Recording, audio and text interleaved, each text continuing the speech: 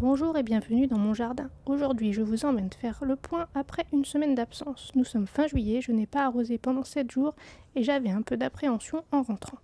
Je suis simplement une maman qui essaie de créer un jardin-forêt nourricier sur 400 mètres carrés avec un sol argileux en faisant au mieux avec le temps que j'ai. Alors aujourd'hui, je vais vous montrer ce qui a résisté, mais aussi ce qui n'a pas aimé cette semaine sans eau. On va commencer par les bonnes nouvelles. Le premier gagnant, c'est clairement la vigne. Regardez-moi ces grappes, elles ont vraiment bien supporté cette période. Les raisins continuent de grossir malgré la chaleur.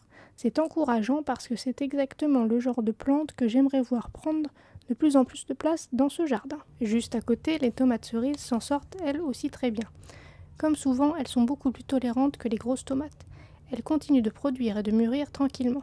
Si vous débutez, c'est vraiment une culture qui pardonne beaucoup d'erreurs. Et c'est rassurant de voir qu'il y a quand même des récoltes malgré les conditions. Par contre, quand on regarde les grosses tomates, là c'est beaucoup plus compliqué. Certaines variétés portent quelques fruits, mais très peu, et d'autres ne produisent quasiment rien. Entre les fortes chaleurs, les fleurs qui avortent, la température qui reste élevée même la nuit, on voit bien que les tomates souffrent. Finalement, ce n'est pas parce qu'un plant est énorme et bien vert qu'il donnera forcément beaucoup de tomates. Les courgettes aussi sont au ralenti. Les plants sont encore là, ils n'ont pas disparu, mais la production est vraiment nulle. Les fleurs sont présentes, mais beaucoup ne donnent rien. Là encore, la chaleur a clairement joué. Poivrons, piments ne produisent rien non plus. Je vais simplement leur laisser le temps, le jardin nous apprend aussi la patience. Tout ne pousse pas au même rythme. Les pêches de vigne, elles végètent. Les figues, là c'est la petite déception. J'avais beaucoup d'espoir avant de partir, les feuilles étaient bien vertes et plein de fruits, mais au retour, les feuilles sont toujours bien vertes, mais les figues tombent avant d'arriver à maturité. C'est frustrant.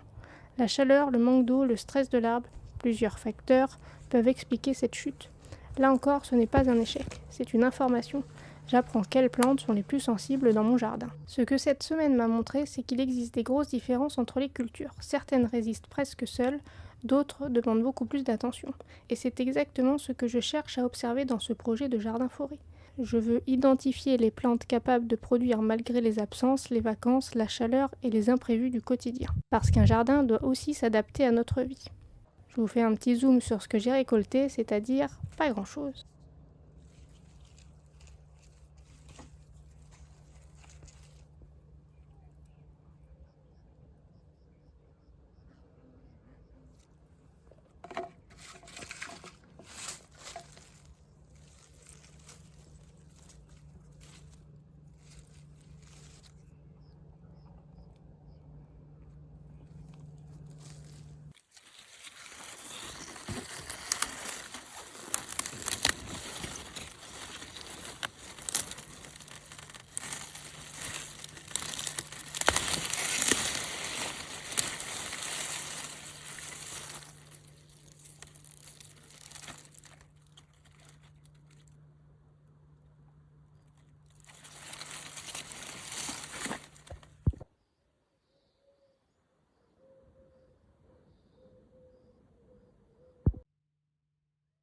Concernant les semis d'automne, il va falloir encore patienter. Quand vais-je les commencer? Honnêtement, pas tout de suite.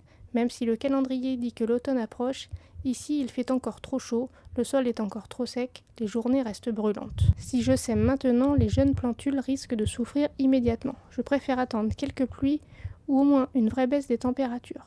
Parfois, le meilleur geste au jardin, c'est de ne rien faire tout de suite. Observer, attendre le bon moment. Cette semaine sans arrosage m'a appris beaucoup de choses. Les raisins confirment qu'ils sont très résistants. Les tomates cerises continuent de produire. Les grosses tomates sont beaucoup plus capricieuses. Les courgettes et les poivrons tournent au ralenti. Les figues ont subi le stress de la chaleur. Et les semis d'automne devront encore patienter un peu. Petit à petit, ce jardin me montre quelles plantes sont vraiment adaptées à mon jardin argileux et à mon climat. Je ne veux pas montrer un jardin parfait, je veux montrer un vrai jardin, avec ses réussites, ses déceptions, et tout ce qu'il nous apprend au fil des saisons. Merci d'avoir passé ce moment avec moi. Dites-moi en commentaire si tu es parti une semaine sans arroser et ce qui a le mieux résisté chez toi. Et si tu aimes suivre l'évolution de ce jardin-forêt de 400 mètres carrés, créé par une maman tout à fait ordinaire, pense au petit pouce bleu et à t'abonner. A très bientôt pour la suite de l'aventure.